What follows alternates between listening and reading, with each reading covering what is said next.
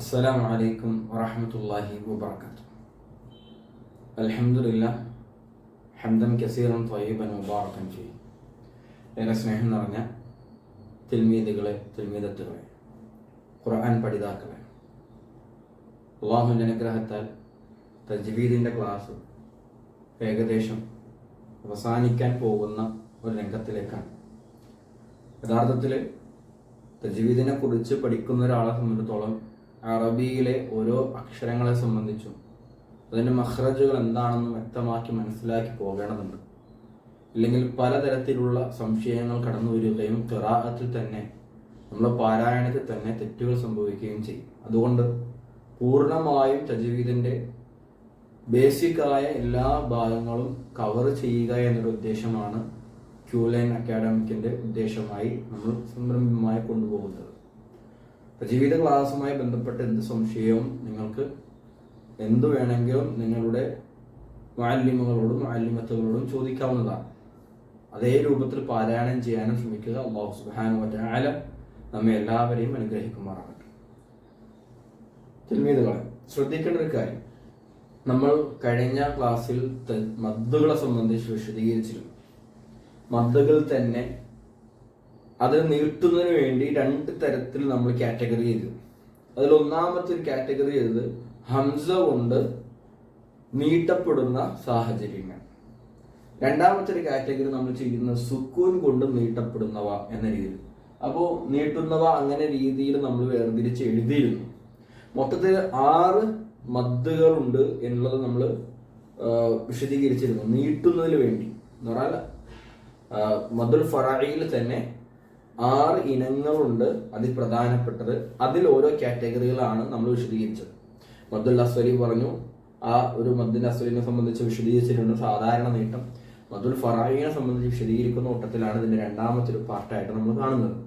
ഇതിൽ തന്നെ നമ്മൾ ഇനി അസാധാരണമായി നീട്ടപ്പെടുന്ന സുക്കൂൻ കൊണ്ട് നീട്ടപ്പെടുന്നവ, അതാണ് മദ്ദുൽ ആരിദ്, മദ്ദുൽ ലീൻ, മദ്ദുൽ ലാസിം. ഇങ്ങനെ 3 എണ്ണമാണ് നമ്മൾ നിലവിൽ ഇപ്പോൾ പഠിക്കാൻ പോകുന്നത്. ഇന്നലകളിൽ നാം മനസ്സിലാക്കിയത് മദ് എന്ന് പറയുന്ന ആ ഇനത്തില് മദ്ദുൽ ആരിദ് സുക്കൂൻ കൊണ്ടാണെന്ന് നമ്മൾ ഇവിടെ ഈ ഭാഗത്ത് വ്യക്തമായി എഴുതിയിരുന്നു. എന്നാൽ ഈ ഭാഗത്ത് മദ്ദു സിറത്തുൽ കുബറ, സുഗറ എന്നുള്ള രീതിയിൽ നമ്മൾ വിശദീകരിച്ചിരുന്നു. അതേപോലെ തന്നെ മുത്തസ്സില്, മുൻഫസ്സില്, ഇങ്ങനെ 3 എണ്ണം നമ്മൾ വിശദീകരിച്ചു. ആ കാറ്റഗറിയിൽ നമ്മൾ ഈ സുക്കൂൻ കൊണ്ട് തുടങ്ങുന്ന മദ്ദുകളെ സംബന്ധിച്ചാണ് വിശദീകരിക്കുന്നത്. അതിൽ ഒന്നാമതായി മദ്ദുൽ ആരിദ്. ആ മദ്ദുൽ ആരിദ് ശ്രദ്ധിച്ചു നിങ്ങൾ, ഞാൻ ഇവിടെ എല്ലാം എഴുതി വ്യക്തമായി വെച്ചിട്ടുണ്ട് നിങ്ങൾക്ക് കൃത്യമായി വായിക്കാൻ വേണ്ടിയിട്ടാണ്. മദ്ദുൽ ആരിദ് എന്ന് പറഞ്ഞാൽ നമുക്കറിയാം അലിഫ്, വ, യ ഇവയെല്ലാം മദ് സാധാരണ മദ്ദുൽ അസ്വലിയാണ്. പക്ഷെ ഇത് മദ്ദുൽ അസ്വലിയാണെങ്കിൽ പോലും ഇവ അസാധാരണമായി നീട്ടപ്പെടുന്ന സാഹചര്യങ്ങളുണ്ട്. ആ സാഹചര്യങ്ങളാണ് മദ്ദുൽ ആരിദ് എന്ന് പറയുക. അതിനെ സംബന്ധിച്ച് ഉദാഹരണം സൂറത്ത് നാസിന്റെ എല്ലാ ആയത്തിന്റെ അവസാനത്തെ നമ്മൾ നോക്കിയും അതിലോ പാരായണം നിങ്ങൾ നോക്കി. ബിസ്മില്ലാഹിർ റഹ്മാനിർ റഹീം. ഖുൽ അഊദു ബിറബ്ബിൻ നാസ് മലിക്കിൻ നാസ്. ഇതേ രൂപത്തിലാണ് ഖന്നാസ്. ഇതിലൊക്കെ അവസാനത്തിൽ ഇങ്ങനെ നിർത്തുന്നത് കൊണ്ട് നമ്മൾ ശ്രദ്ധിക്കേണ്ട ഒരു കാര്യം, ഇവിടെ നാം ശ്രദ്ധിക്കേണ്ടത്, ഇവിടെയാണ് മദ് അലിഫ് ഉള്ളത്. ഈ കാണുന്ന മദ് അലിഫ്. അതിനുശേഷം ഒരു അക്ഷരത്തെ സുക്കൂൻ കൊണ്ടാണ് നമ്മൾ എന്ത് ചെയ്യണം, വഖഫ് ചെയ്യുന്നത്. ബിറബ്ബിൻ നാസി എന്നാണ് അവിടെ ഉള്ളതെങ്കിലും നമ്മൾ പക്ഷെ വഖഫ് നിർത്തുന്നത് സുക്കൂൻ ചെയ്തിട്ടാണ്. അപ്പോൾ മദ്ദായ അക്ഷരങ്ങൾക്ക് ശേഷം സുക്കൂൻ ചെയ്തുകൊണ്ട് വഖഫ് ചെയ്യുന്നുവെങ്കിൽ നമ്മൾ അതിനെ മദ്ദുൽ ആരിദ് എന്നാണ് പറയുക. അതിനുള്ള ഉദാഹരണം ബുറൂജ് എന്നുള്ളത് നമുക്കറിയാം. വസ്സമാഇ ദാതിൽ ബുറൂജ് അവിടെ നിർത്തുമ്പോൾ നമ്മൾ മദ്ദുൽ ആരിദ് ആയിക്കൊണ്ട് നീട്ടണം. അപ്പോൾ അവിടെ നിങ്ങൾ നോക്കിക്കോ, വാവ് ശേഷം, വാവ് മദ്ദാണ് വന്നിട്ടുള്ളത്, അതിന് ശേഷം എന്താ വന്നിട്ടുള്ളത്, ജീമാണ്. അത് ഏത് അക്ഷരമാണെങ്കിലും അതിന് അവസാനത്തെ സുക്കൂൻ കൊടുത്ത് നിട്ടുന്നുണ്ടെങ്കിൽ അവിടെ നമ്മൾ മദ്ദുൽ ആരിദ്. സൂറത്ത് ഫാത്തിഹയില് നിങ്ങൾ ശ്രദ്ധിച്ചോ, സൂറത്ത് ഫാത്തിഹയില് അതിന്റെ അവസാനത്തിൽ എല്ലാം മദ്ദുൽ ആരിദാണ്. നിങ്ങൾ നോക്കിക്കോ, റബ്ബിൽ ആലമീൻ, അർ റഹ്മാനിർ റഹീം, മാലികി യൗമിദ്ദീൻ. ഇതാണ് മദ്ദുൽ ആരിദ്. അത് അവസാനം വരെ മദ്ദുൽ ആരിദിലാണ് വരുന്നത്. നിങ്ങൾ ശ്രദ്ധിച്ചു. ഇനി അടുത്തത്, അപ്പോൾ ഒന്നാമത്തെ കാറ്റഗറി മദ്ദുൽ ആരിദാണ്. അപ്പോൾ സുക്കൂൻ കൊണ്ട് നിർത്തപ്പെടുന്നത്. രണ്ടാമത്തെ ഒരു കാറ്റഗറിയാണ് നമ്മൾ പഠിക്കാൻ പോകുന്ന ഒരു കാറ്റഗറിയാണ്.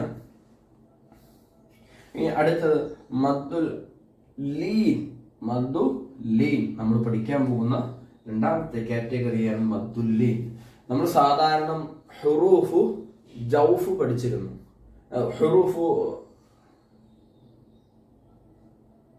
നമ്മൾ ഹുറൂഫുൽ ലീൻ പഠിച്ചിരുന്നു. സാധാരണ ഹുറൂഫുൽ ലീൻ നമ്മൾ പഠിച്ചിരുന്നു. ആ ഹുറൂഫുൽ ലീൻ, ആ ലീൻ എന്ന് പറഞ്ഞാൽ വാവിന് സുക്കൂന് വരുന്ന സാഹചര്യം, യാക്ക് സുക്കൂൻ വരുന്ന സാഹചര്യം, അതിന്റെ മുന്നിൽ ഫതഹ് വരണം. ശ്രദ്ധിച്ചോ, നിങ്ങൾ നോക്കിക്കോ. ഇപ്പോ ഇവിടെ വാവിന് സുക്കൂനാണ് അല്ലെ, എന്നാൽ ആ വാവിന്റെ മുന്നിൽ ഫതഹ് വന്നിട്ടുണ്ട്. അങ്ങനെയെങ്കിൽ ആ അക്ഷരങ്ങളെ മദ്ദുൽ ലീനായിട്ട് നീട്ടി പാരായണം ചെയ്യും. സൂറത്ത് ഖുറൈശ് അതിനുള്ള സൂറത്തുകളാണ് നമ്മൾ പഠിച്ച ഹുറൂഫുൽ ലീനിന്റെ എന്ന് പറഞ്ഞാൽ സോഫ്റ്റ് ആയിട്ട് നിർത്തുന്ന അക്ഷരങ്ങൾ എന്ന് പഠിച്ചിട്ടുള്ള സുക്കൂനായ വാവും സുക്കൂനായ യാവും, ഇവ രണ്ടും അതിന്റെ മുന്നിൽ ഫതഹ് വരികയാണെങ്കിൽ അതിനെ സോഫ്റ്റ് ആയിക്കൊണ്ടാണ് പറഞ്ഞിരുന്നത്. അത് നീട്ടുകയും വേണം. മദ്ദുൽ ലീൻ എന്ന രീതിയിലേക്ക് നിയമം അത് മാറുകയും ചെയ്യുന്നു. അതുകൊണ്ട് തന്നെ നമ്മൾ പാരായണം ചെയ്യുമ്പോൾ അപ്പൊ ഖുറൈശ്, അപ്പോ റാഇന് ഫതഹാണ് വന്നിട്ടുള്ളത്. അത് ഏതക്ഷരമാകട്ടെ, ഫതഹാണോ, അതിനുശേഷം യാഇന് സുക്കൂനും വന്നാൽ നിയമം എന്തായി? മദ്ദുൽ ലീനായി. നിങ്ങൾ വേണമെങ്കിൽ ബാഇന് മുന്നിൽ ഫതഹ് വന്നാൽ, യാഇന് മുന്നിൽ ഫതഹ് വന്നു, യാഇന് സുക്കൂനും വന്നാൽ അവിടെ നിയമം ഹുറൂഫ് ലീനിന്റെ നിയമം പിന്നീട് അത് നീട്ടുന്ന നിയമത്തിലേക്ക് മാറും. മദ്ദുൽ ലീനിലേക്ക് നമ്മൾ മാറും. ഇവിടെ വാവിന് സുക്കൂനാണ്, അതിന് മുന്നിൽ ഫതഹുമാണ്. അതുകൊണ്ട് തന്നെ എന്താകും? മദ്ദുൽ ലീനായിട്ട് അത് മാറുകയും ചെയ്യും. അപ്പോൾ ഖൗഫ്, ബൈത്, ഖുറൈശ്, ജൗഫ്, ഇങ്ങനെ നീട്ടുന്നതിനെ നമ്മൾ ശ്രദ്ധിക്കേണ്ടതുണ്ട്. അതാണ് മദ്ദുൽ ലീൻ എന്ന് പറയുന്നത്. ഇനി അടുത്തൊരു കാറ്റഗറിയാണ് നമ്മൾ ഇന്ന് പഠിക്കാൻ പോകുന്ന അവസാനത്തെ ഒരു കാറ്റഗറിയാണ് മദ്ദുൽ ലാസിം. മദ്ദുൽ ലാസിം പഠിക്കുമ്പോൾ കുറച്ച് ഗഹനമായി പഠിക്കേണ്ടതുണ്ട്. അതുകൊണ്ട് തന്നെ മദ്ദുൽ ലാസിമില് നമ്മൾ ഓരോ മദ്ദുൽ ലാസിമ് തന്നെ അത് നാലായിട്ട് തന്നെ സ്പ്ലിറ്റ് ആവുന്നുണ്ട്. അതിൽ കെലിമി എന്ന് പറയുന്ന രീതിയിലൊരു നിയമമുണ്ട്. അത് മുസക്കലുണ്ട്, മുഖഫഫുണ്ട്. അതിൽ വേറെ ഹർഫി എന്നുള്ളതുണ്ട്. അത് ഇൻഷാ അല്ലാഹ് അതടുത്ത ഇൻഷാ അല്ലാഹ് വിശദീകരിക്കാനുള്ള വലിയൊരു പാർട്ട് തന്നെയാണ്. അപ്പോൾ എന്താണ് മദ്ദുൽ ലാസിം? മദ്ദുൽ ലാസിം അത് വ്യക്തമായി മനസ്സിലാക്കണമെങ്കിൽ അത് രണ്ട് കാറ്റഗറി ഉണ്ട്. ആ രണ്ട് കാറ്റഗറിയിലും ഇതാവുന്നു, രണ്ടായിട്ട് വേറെ സ്പ്ലിറ്റ് ആവുന്നുണ്ട്. അതിൽ ഒന്നാമത്തെ കാറ്റഗറിയാണ് കെലിമി. മദ്ദുൽ ലാസിം കെലിമി മുസക്കൽ, അതിൽ മുസക്കലുണ്ട്, മുഖഫഫുണ്ട്. അതിൽ കെലിമി അതേപോലെ തന്നെ മുസക്കലുണ്ട്, കെലിമി മുഖഫഫുണ്ട്. ഇത് അതിലെ ഒരു കാറ്റഗറിയാണ്. ഇതിലൊരു കാറ്റഗറിയാണ്. അപ്പോൾ ശരിക്കും അണ്ടർലൈൻ ചെയ്യേണ്ടത് മദ്ദുൽ ലാസിം കെലിമി എന്നുള്ളതാണ്. ആ കെലിമിയിൽ മുസക്കലുണ്ട്, മുഖഫഫുണ്ട്. എന്താണ് മുസക്കൽ, എന്താണ് മുഖഫഫ്, അതൊന്ന് വിശദീകരിക്കേണ്ടതുണ്ട്. നമുക്ക് കാണാം. ഇവിടെ വലദ്ദാല്ലീൻ എന്നുള്ളതാണ്. ശരി, വലദ്ദാല്ലീൻ എന്നുള്ളത് നമ്മളിവിടെ കാണുന്നുണ്ട് അല്ലെ. ഇവിടെ എവിടെയാണ് മദ്ദുള്ളത്? നമുക്ക് കാണാൻ സാധിക്കും. മദ് എന്നുള്ളത് ഈ കാണുന്ന ബോദിന് മുകളിൽ കാണുന്ന ഇതാണ് മദ്. ആ മദ്ദിന് ശേഷം നമ്മൾ കാണുന്ന അടുത്ത ഒരു ലാം, അതിന് ഷദ്ദുണ്ട്. ആ ലാമിന് ഷദ്ദ് വന്നിരിക്കുകയാണ്.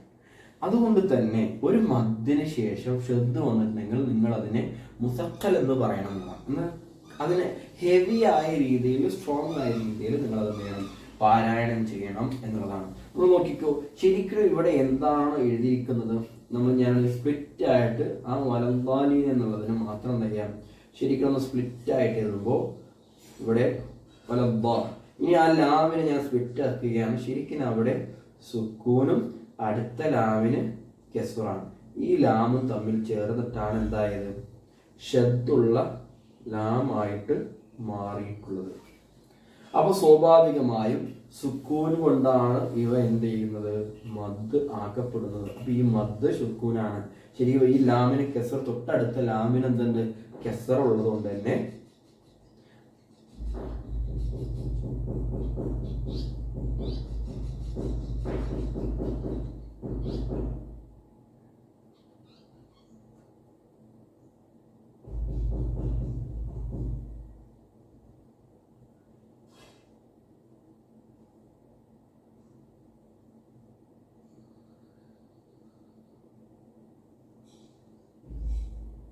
ഈ ലാമിന് കെസർ ഉള്ളത് കൊണ്ട് തന്നെ ആ ലാമിനെ നാം എന്ത് ചെയ്യുന്നു, ഇതിലേക്ക് ഷദ്ദാക്കി മാറ്റി നീട്ടുന്നു. അതുകൊണ്ടാണ് മുസഖൽ, ഹെവി ആയിട്ട് രീതിയിൽ നമ്മൾ അതിനെ ആക്കുന്നത്. അപ്പോൾ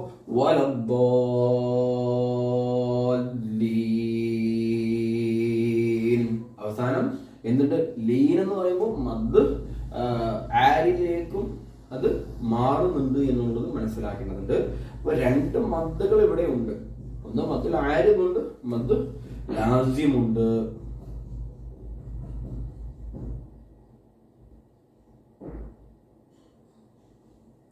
മദ്ദുൽ ആരിദുണ്ട്, മദ്ദുൽ ലാസിമുണ്ട്. അത് രണ്ടും നിങ്ങളിവിടെ മനസ്സിലാക്കേണ്ടതുണ്ട്.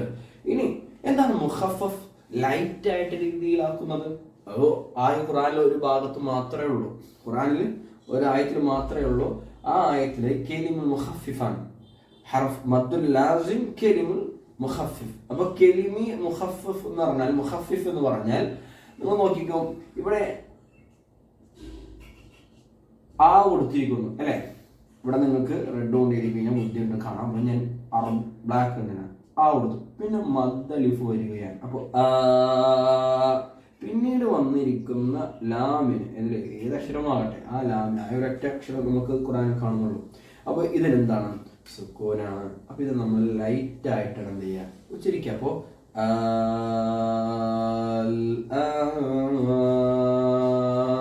എന്ന രീതിയിൽ നമ്മൾ പാരായണം ചെയ്യണം. അപ്പോൾ അതിനെ നമ്മൾ മുഖഫഫ്, ലൈറ്റ് ആക്കുന്നു. അതാണ് കെലിമുൽ മുഖഫഫ് എന്ന് പറയുന്നത്. യഥാർത്ഥത്തിൽ നിങ്ങൾ മദ്ദുൽ മുസഖൽ എന്ന് പറഞ്ഞാൽ ഒരു ഷദ്ദ കൊടുക്കപ്പെടുന്നു എന്ന് മാത്രമേ ഉള്ളൂ. പക്ഷെ മുഖഫിഫ് എന്ന് പറഞ്ഞാൽ അതിനും ലൈറ്റ് ആക്കുന്നു എന്ന് മാത്രം. പക്ഷെ ഇത് രണ്ടും മദ്ദുൽ ലാസിം കെലിമിയാണ്. ഇനി മദ്ദു ലാസിം ഹർഫിയുണ്ട്. അത് ഇൻഷാ അല്ലാഹ് ഹുറൂഫുൽ മുഖത്തഅ, അത് വിശദീകരിക്കുന്ന ഒരു കാര്യമാണ്. കേവലാക്ഷരങ്ങൾ അത് വളരെ ഗഹനമായി പഠിക്കേണ്ടതും വ്യക്തമായി മനസ്സിലാക്കി പോയില്ലെങ്കിൽ നിങ്ങൾ പാരായണം തന്നെ ഒരുപാട് കേവലാക്ഷരങ്ങൾ കൊണ്ട് സൂറത്തുകൾ ആരംഭിക്കുന്നതുണ്ട്. ആ 14 അക്ഷരങ്ങളാണുള്ളത്. ആ 14 അക്ഷരത്തിന്റെ സൂചകം ഇൻഷാ അല്ലാഹ് നമുക്ക് പഠിപ്പിക്കും. അത് നിങ്ങൾ വ്യക്തമായി മനസ്സിലാക്കുക. ക്ലാസ് കേട്ടുകൊണ്ട് മനസ്സിലാക്കി പഠിച്ചുകൊണ്ട് ഓരോ മദ്ദിന്റെ അക്ഷരങ്ങളെയും സംബന്ധിച്ച് ഗഹനമായി പഠിക്കുക, അത് പ്രാക്ടീസ് ചെയ്യുക. അത് മറന്നുപോയാൽ എന്താണെന്നുള്ള എന്തെങ്കിലും സംശയം ഉണ്ടെങ്കിൽ ഉടനെ വായിക്കുക, നിങ്ങൾ വീഡിയോസ് കാണുക, അതനുസരിച്ച് ഖുർആൻ പഠിക്കാനും ശ്രമിക്കുക. അല്ലാഹു സുബ്ഹാനഹു വ തആല ഖുർആൻ ആസ്വദിച്ച് പാരായണം ചെയ്യുന്ന, ഖുർആനിലെ ഭംഗി ആസ്വദിച്ച് പാരായണം ചെയ്യുന്ന സത്യവിശ്വാസികളിൽ നമ്മെ എല്ലാവരെയും ഉൾപ്പെടുത്തി അനുഗ്രഹിക്കുമാറാകട്ടെ. അഖൂലു ഖൗലി ഹാദാ അസ്തഗ്ഫിറു ലി വലക്കും ഇന്നഹു ഹുവൽ ഗഫൂറുർ റഹീം. അസ്സലാമു അലൈക്കും വറഹ്മത്തുള്ളാഹി വബറകാതുഹു.